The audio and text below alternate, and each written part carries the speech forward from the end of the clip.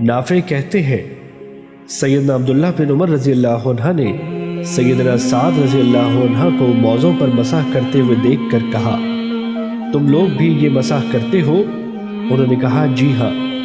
پھر جب ہم سیدنا عمر رضی اللہ عنہ کے پاس جمع ہوئے تو سیدنا سعد رضی اللہ عنہ نے کہا اے امیر المومنین، میرے بھتیجے ابن عمر کو موزوں پر مسح کرنے کے بارے میں فتویٰ دو۔ سیدنا عمر رضی اللہ عنہ نے کہا ہم نبی کریم صلی اللہ علیہ وسلم کے ساتھ موزوں پر مسح کیا کرتے تھے۔ سیدنا ابن عمر رضی اللہ عنہ نے کہا اگرچہ بندہ پیشاب اور پاخانے سے فارغ ہو کر آیا ہو۔ سیدنا عمر رضی اللہ عنہ نے کہا جی ہاں، اگرچہ وہ پیشاب اور پاخانہ کر کے آیا ہو۔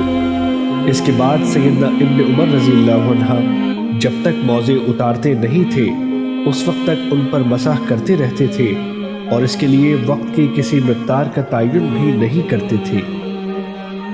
حدیث نمبر 728 مسند احمد۔